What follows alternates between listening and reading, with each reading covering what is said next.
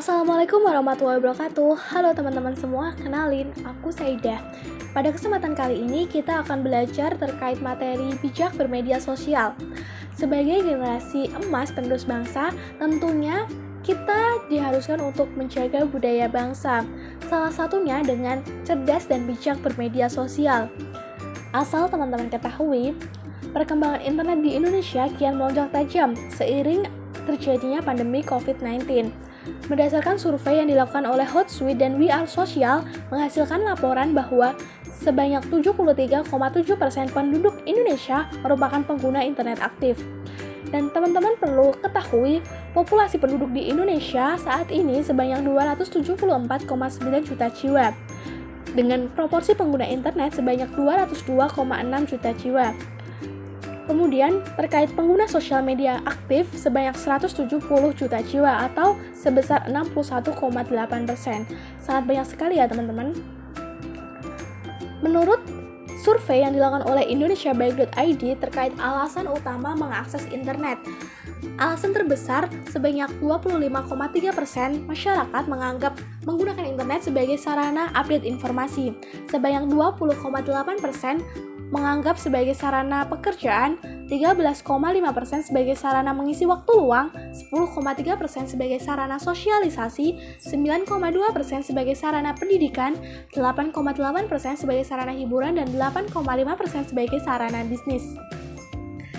Nah, oke, baik teman-teman, di sini ada quotes yang berbunyi, "You are what you share." Jadi, apa yang kalian share atau apa yang kalian sebarkan di sosial media kalian, maka itu akan mencerminkan diri kalian sendiri. Jadi posting yang penting, bukan yang penting posting.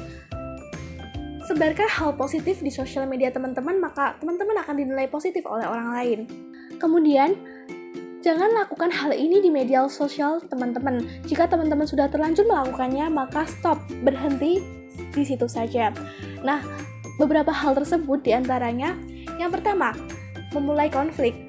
Nah, teman-teman di sini jangan sekali-sekali memulai konflik di sosial media, apapun itu. Jangan memancing keributan di sosial media, ataupun jangan menghina seseorang di sosial media dan lain-lain yang menimbulkan konflik dan akan berkepanjangan. Kemudian, yang kedua, curhat masalah pribadi. Pasti di sini teman-teman banyak sekali yang melakukan curhat di sosial media teman-teman. Nah, untuk itu saya himbau bahwa mulai hari ini teman-teman stop untuk melakukannya. Karena apa? Jika teman-teman secara terus-menerus melakukan hal tersebut, maka ketika teman-teman sudah dewasa nantinya, 3 atau 5 tahun kemudian teman-teman melihat sosial media teman-teman yang berisi curhatan hati teman-teman, itu teman-teman akan merasa malu. Dan teman-teman perlu ingat bahwa jejak digital tidak akan pernah hilang. Kemudian yang keempat adalah mengejek orang lain dan menyebut namanya. Nah, itu keterlaluan sekali ya teman-teman, mengejek orang lain di sosial media dan menyebutkan namanya. Itu hal yang sangat frontal dan sangat berbahaya bagi diri teman-teman sendiri.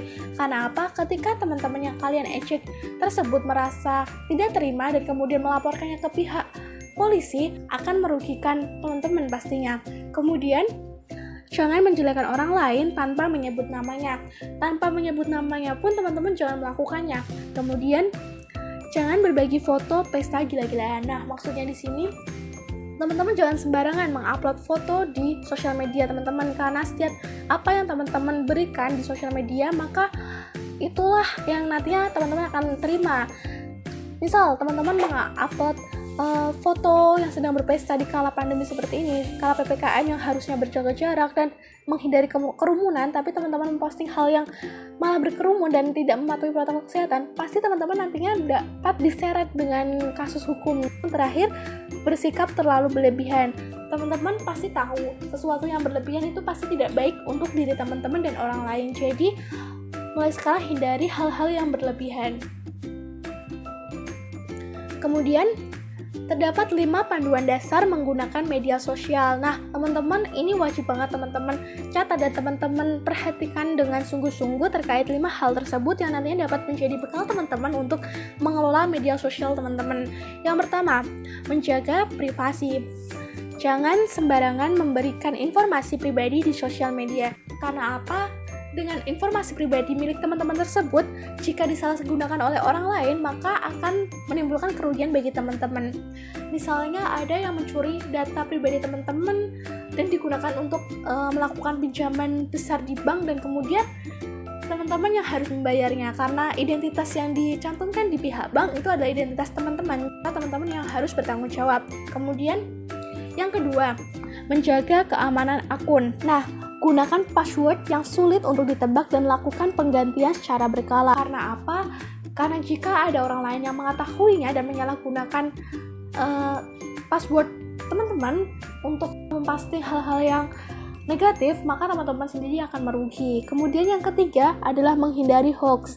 Jangan mudah percaya dengan berita yang diterima sebelum melakukan klarifikasi. Nah, di sini jika teman-teman menerima berita apapun oleh siapapun, sebaiknya teman-teman harus menyaring terlebih dahulu. Jangan langsung percaya dan langsung terpancing untuk melakukan tindakan. Kemudian yang keempat adalah menyebarkan hal positif. Selalu sebarkan informasi positif di media sosial teman-teman agar tidak menjadi bumerang bagi teman-teman sendiri. Karena jika teman-teman selalu memberikan hal-hal positif di media sosial teman-teman, maka yang teman-teman dapatkan nantinya adalah hal yang positif pula. Jadi mulai dari saat ini teman-teman dapat memposting hal-hal yang positif yang mampu mempengaruhi orang lain untuk bertindak positif juga. Kemudian yang kelima, gunakan seperlunya.